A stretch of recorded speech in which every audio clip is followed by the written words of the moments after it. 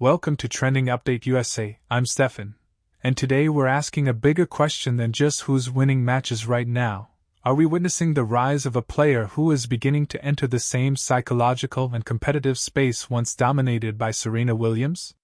Because when a former pro like Sam Querrey calls Aryna Sabalenka unbeatable, that's not just a compliment, it's a statement loaded with meaning, pressure, and expectation.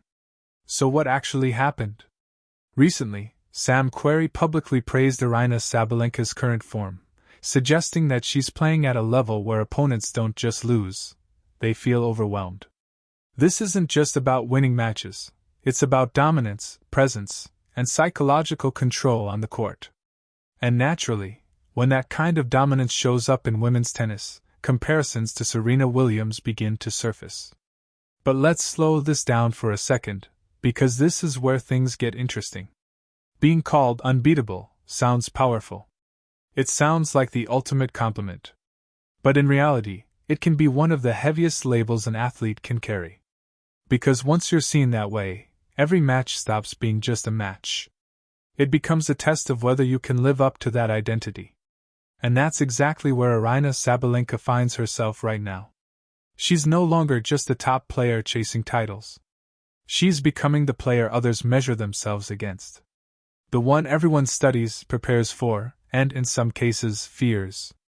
That shift, from hunter to hunted, is one of the most difficult transitions in professional sports. Serena Williams lived in that space for years. Opponents didn't just try to beat Serena, they tried to survive her. And that's the territory Sabalenka is now stepping into. But here's the deeper layer most headlines don't talk about. Dominance isn't just physical, it's mental. Sabalenka's game has always been powerful. Big serves, aggressive ground strokes, relentless pressure. But earlier in her career, inconsistency and emotional swings sometimes held her back. The raw talent was obvious, but the stability wasn't always there. Now, that's changing. And that's what makes this moment different. What Querrey and others are reacting to isn't just her winning, it's how she's winning. The composure. The control. The ability to reset after mistakes. The sense that even when things go wrong, she still believes she's going to win.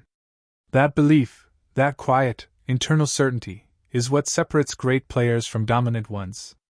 And it's also what creates pressure.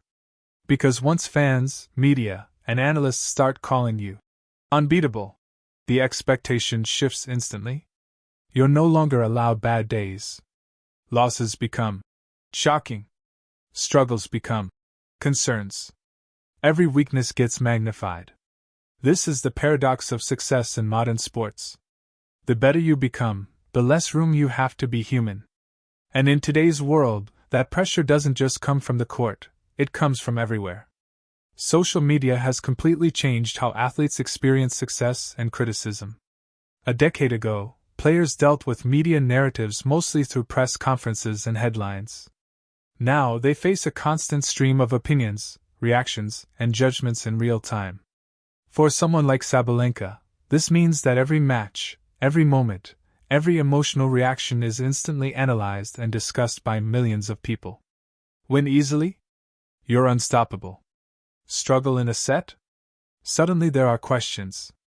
Lose a match? The unbeatable narrative disappears overnight.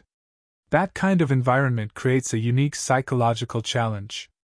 Because it's not just about handling pressure internally, it's about filtering external noise while staying focused on performance. And this is where the comparison to Serena Williams becomes both meaningful and complicated. Serena didn't just dominate physically, she dominated narratives. She carried expectations for years, not just as a player, but as a symbol of excellence, resilience, and greatness. She faced scrutiny, criticism, and immense pressure, yet continued to perform at the highest level. That's what made her era so remarkable. So when Sabalenka is mentioned in that same conversation, it's not just about her level of play, it's about whether she can sustain it under similar conditions. And that's a much harder question. Because dominance isn't proven in a few tournaments. It's proven over time. It's proven when expectations stay high and results still follow. It's proven when the pressure doesn't go away, but your performance doesn't drop. Right now, Sabalenka is showing signs of entering that phase. But sustaining it requires more than skill. It requires emotional resilience. It requires discipline. And maybe most importantly, it requires the ability to manage identity. Because when the world starts calling you unbeatable, you have to decide whether to believe it or to ignore it. Believing it too much can create complacency.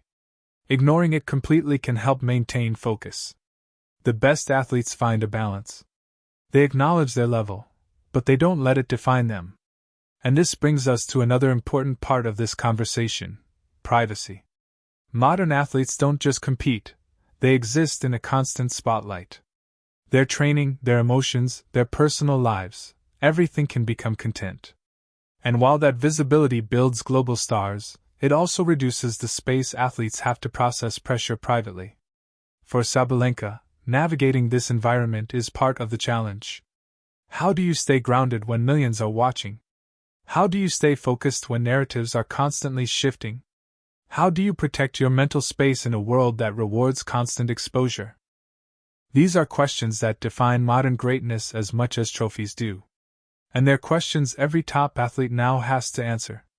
What makes Sabalenka's situation particularly interesting is that she's entering this phase at a time when the women's game is highly competitive. There's depth, variety, and multiple players capable of challenging her. So being labeled unbeatable doesn't mean she won't lose. It means that when she's at her best, she sets a standard that others struggle to reach. That distinction matters. Because true dominance in today's game isn't about never losing, it's about consistently being the player to beat. And right now, Sabalenka is becoming that player. But the story doesn't end here. In fact, this is just the beginning of a new chapter. Because once you enter this level, the real test begins. Can she maintain this form over multiple seasons? Can she handle the mental fatigue that comes with constant expectation? Can she evolve her game as opponents adapt? And can she manage the balance between public persona and private self? These are the questions that will define whether this moment becomes a phase or a legacy. And that's why this topic matters beyond tennis. Because what we're seeing isn't just about one athlete's rise. It's about how modern sports are changing. It's about how success is perceived, amplified, and sometimes distorted. It's about how athletes are expected to be both performers and public figures at the same time. And it's about how greatness today requires not just physical ability, but emotional intelligence, self-awareness, and resilience. Aryna Sabalenka's journey reflects all of that. She's not just playing matches, she's navigating a complex environment where performance, perception, and pressure intersect. And how she handles this phase will shape not just her career, but how we understand dominance in this era. So when we hear someone say she's unbeatable, maybe the real question isn't whether it's true. Maybe the real question is what it takes to carry that label, and what it reveals about the world of modern sports. Because in the end, greatness isn't just about winning. It's about sustaining excellence in a world that never stops watching. And right now, Aryna Sabalenka is stepping into that world in a very real way. Thanks for watching Trending Update USA. I'm Stefan, and this is a story that's still being written.